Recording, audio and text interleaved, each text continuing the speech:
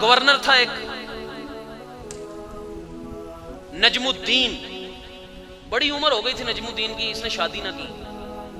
ایک دن اس کا بھائی اسد الدین کہنے لگا تو نے آج تک شادی کیوں نہیں کی؟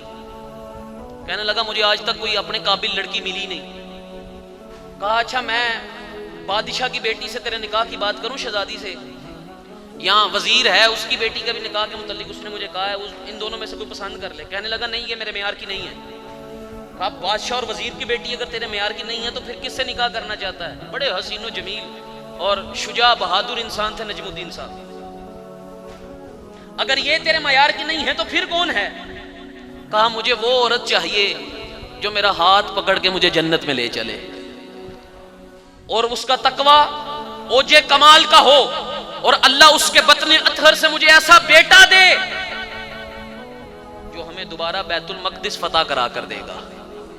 یہ نجم الدین کہہ رہے ہیں اپنے بھائی اسد الدین سے۔ کچھ وقت گزرا تو آپ اپنے علاقے کی مسجد میں ایک شیخ کے پاس بیٹھے ہوئے تھے۔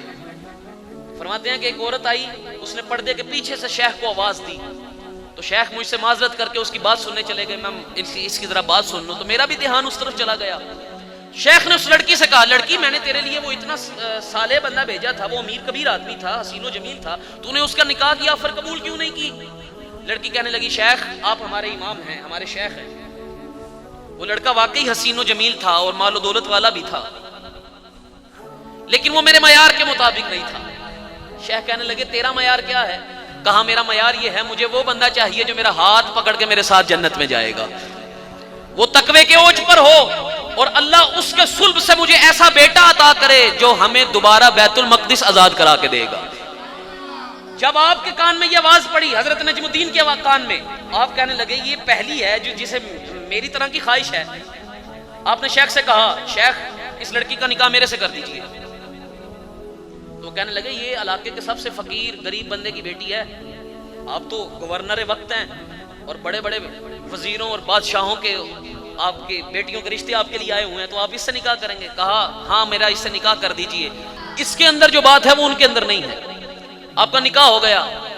یہ وہ حسین ماں باپ تھے جن کے بطن اطہر سے وہ بیٹا پیدا ہوا جس نے بیت المقدس فتح کر کے مسلمانوں کو دیا۔ دنیا اسے صلاح الدین ایوبی کے نام سے جانتی ہے، یہ وہ بیٹا ہے۔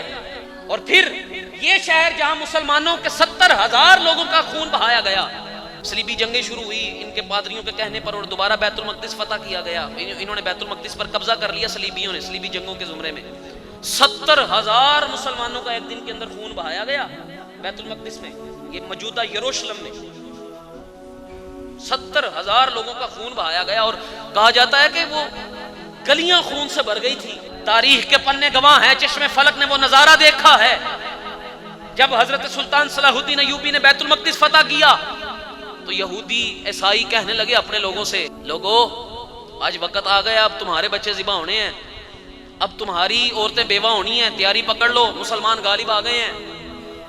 حضرت سلطان صلاح الدین ایوبی نے سبھی لوگوں کو میدان میں اکٹھا کیا، فاتح بن کر جھنڈا لہرایا جا رہا ہے اسلامی سلطنت کا۔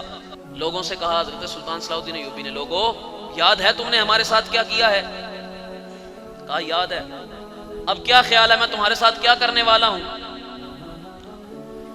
کہا جو تیرا دل کرے گا کر، ہمیں تو پتا ہے آج ہمارے ساتھ کیا ہونا ہے۔ کہا لیکن لوگو میں تم جیسا نہیں ہوں، جاؤ آج میں تم سے وہی بات کرتا ہوں جو میرے نبی محمد عربی نے اہل قریش سے کی تھی۔